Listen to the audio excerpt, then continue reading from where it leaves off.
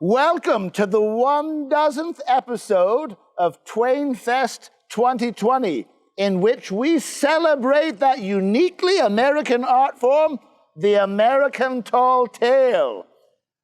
I've told a few of these myself over the years, and I can tell you the thing I've learned about storytelling: never let the truth get in the way of a good story. Pecos Bill, an American tall tale. Pecos Bill had one of the strangest childhoods that a boy ever had. It all started after his father decided that there was no longer enough room in East Texas for his family. "Pack up, Ma," he cried. "Neighbors is moving in 50 miles away. It's getting too crowded." So they loaded up a wagon with all their things. Now, some say they had 15 children, but others say 18. However many there were, the children were louder than thunder. And as they set off across the wild country of West Texas, their mother and father could hardly hear a thing. Now, as they came to the Pecos River, the wagon hit a big rock. The force threw little Bill out of the wagon, and he landed on the sandy ground. Mother did not know that Bill was gone until she gathered the children for the midday meal. Mother set off with some of the children to look for Bill, but they could find no sign of him. Well, some people say that Bill was just a baby when his family lost him. Others say he was 4 years old. But all agree that a group of animals called coyotes found Bill and raised him. Bill did all the things those animals did, like chase lizards and howl at the moon. He became as good a coyote as anybody.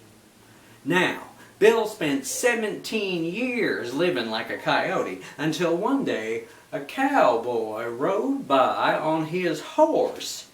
Some say the cowboy was one of Bill's brothers. Whoever he was, he took one look at Bill and asked, "What are you?" Bill was not used to human language. At first he could not say anything. The cowboy repeated his question. This time Bill said, "Varmint." That is a word used for any kind of a wild animal. "No, you aren't," said the cowboy. "Yes, I am," said Bill. "I have fleas."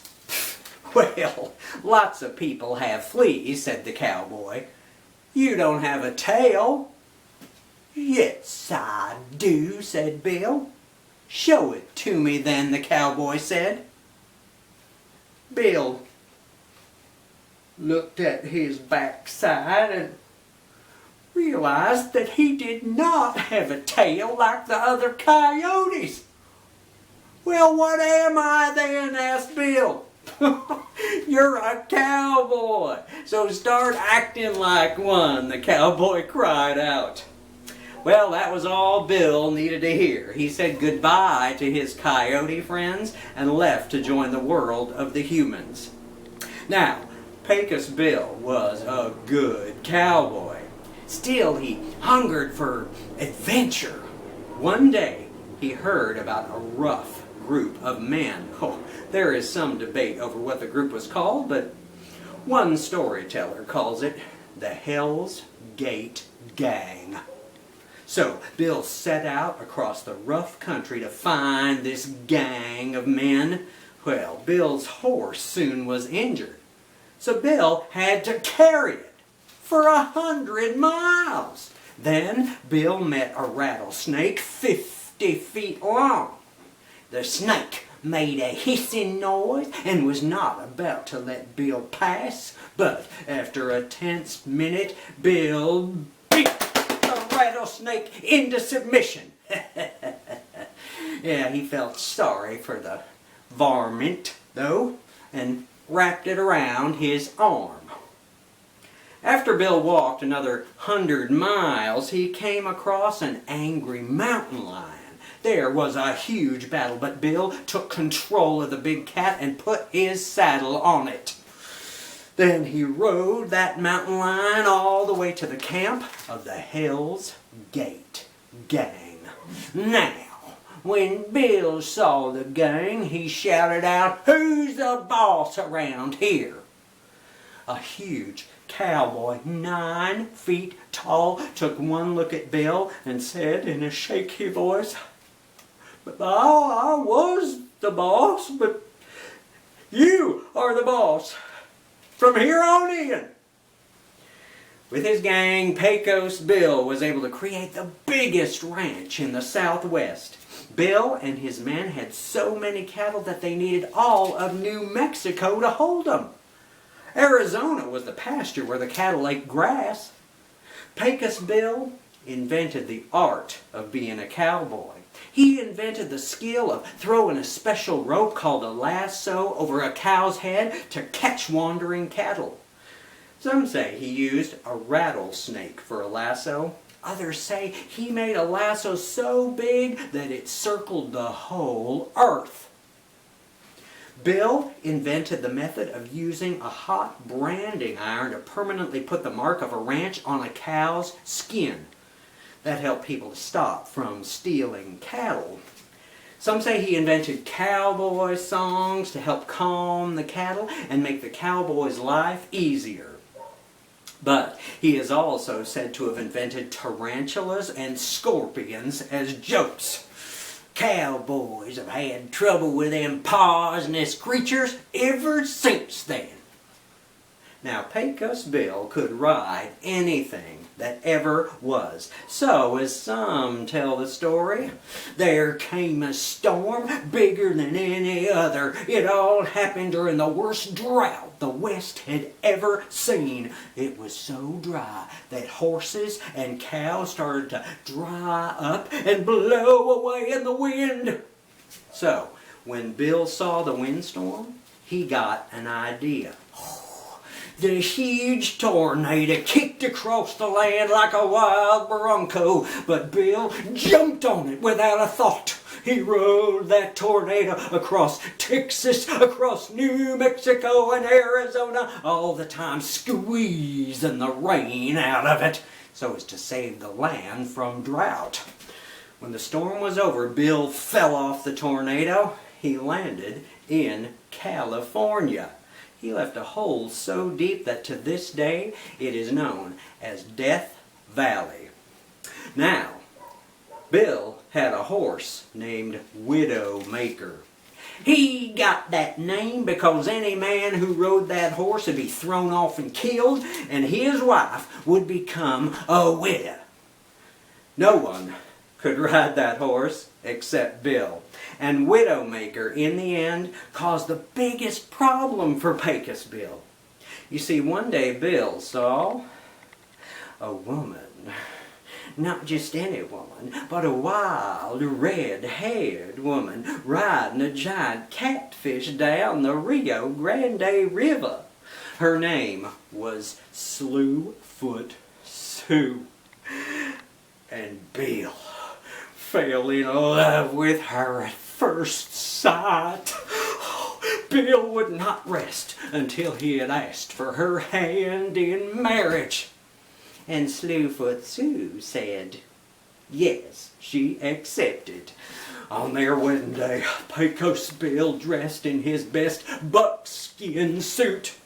And Sue wore a beautiful white dress with a huge steel spring bustle in the back. It was a kind of a big dress that many women wore in those days. The bigger, the better.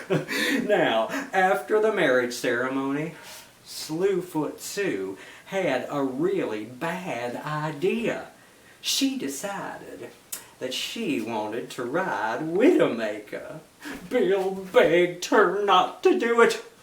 But Sue had already made her mind up. Well, the second she jumped on that horse's back and he began to kick and buck like nothing anyone had ever seen, he sent Sue flying so high that she sailed clear over the new moon. She fell back to earth, but that steel-springed bustle just bounced her back up as high as ever before. Now, there are many different stories about what happened next. One story says that Bill saw that Sue was in trouble. She would keep bouncing forever if nothing was done. So he took his rope out, though some say it was a huge rattlesnake, and lassoed Sue to catch her and bring her back down to earth. Only she just bounced him back up after her. Somehow the two came to rest on the moon. And that's where they stayed. Some people say they raised a family up there. Their children were as loud and as wild as Bill and Sue were in their younger days. People say that the sound of thunder that sometimes carries over the dry land around the Pecos River is nothing more than Pecos Bill's family laughing up a storm.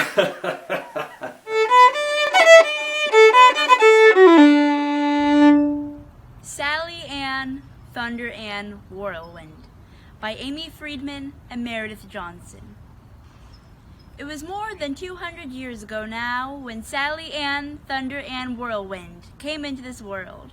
The family already had 9 boys, and then there she was, a brand new daughter. Right away, Sally Ann looked up at that family of hers. And before they knew what was happening, she started to talk. "Hello," she said. "I'm Sally Ann, Thunder Ann, Whirlwind, and I'm amazing!" Now, people say her parents just stood and stared at that little talking baby for a minute. Then they grinned real wide. "Well, little daughter of ours," they said, "you are amazing." Sally Ann's brothers had wanted another brother, so they weren't too impressed by this little girl. But Sally Ann wasn't going to put up with their disappointment. So she looked at those brothers of hers and said, "Brothers, let me tell you something. Whatever any one of you can do, I can do better." Naturally, the boys didn't believe her. After all, this was a baby, and a girl at that. But Sally Ann truly was amazing. When she was just 1 year old, she could run faster than a wildcat. Faster than all her brothers. When she was 4, she beat them all at arm wrestling. So pretty soon the brothers were proud of her, and they entered her in big contests. Sally Ann ran faster than all the runners in Tennessee. And then she out-wrestled all the arm wrestlers. When she was just 7, she was the toughest member of the Tennessee tug-of-war team. Sally Ann was tough and sassy, but she was pretty too, and as sweet as honey. So sweet that the hornets liked to let her use their nests for her Sunday go-to-church hats. Here's the thing about Sally Ann. She was a sweetheart, but she didn't like anyone calling her that. "Don't call me sweetie." She'd tell anyone who tried. "I can out-grin and out-run and out-lift and out-sneeze and out-lie any old scamp from Maine to Louisiana." And that was true. When Sally grew up, she decided she wanted to see more of the world. "I'm off to seek adventure," she told her family, and she set off for the big frontier. That first winter away from home, she hibernated with the bears so she could stay warm. Then spring came, And Papa Bear woke up, and when he saw her there, he wasn't too happy. He snorted and scowled and growled his deepest, meanest growl. And what did Sally Ann do? she just grinned at him. She had this fabulous grin, and nothing scared her. And Papa Bear was so surprised to see that pretty girl smiling that he fell over in a faint. While he was on the ground, Sally Ann ran out of the cave. She kept wandering all through that spring and deep into the high heat of summer. They say it was a pretty day that summer when Sally Ann came upon a hickory tree and saw something strange. It was a man's head, and that head was wearing a coonskin cap and was stuck in the crook of the tree. But it wasn't just any man. The man stuck in that tree was the famous Davy Crockett, king of the wild frontier. Sally Ann didn't recognize him, though. She just said, "Now how are we going to set you free?" But before Davy could answer, Sally Ann saw something else. She spotted a nest of rattlesnakes down near a bush beside her. That gave her an idea. So she snatched those rattlesnakes, all 6 of them, and knotted them together and made a lasso. Then she lassoed the branch and tugged one stiff tug, and pop! Davy's head was set free.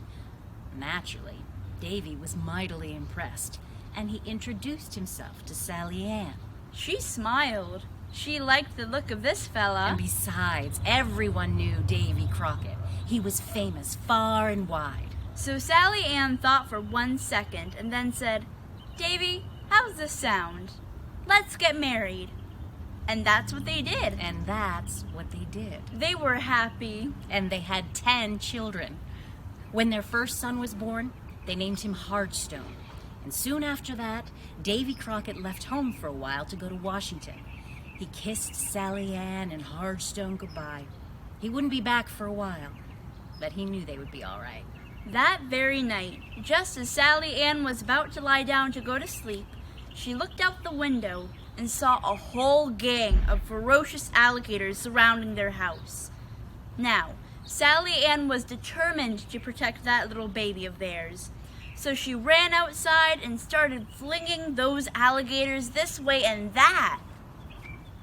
From that day on, everyone in the whole wide world knew that Sally Ann Thunder Ann Whirlwind was the bravest woman anywhere, and the strongest. Well, most people knew. Some folks didn't believe it, but when they tried to test her strength and courage and wits, they always discovered it was true. Sally Ann was really amazing, just like she said.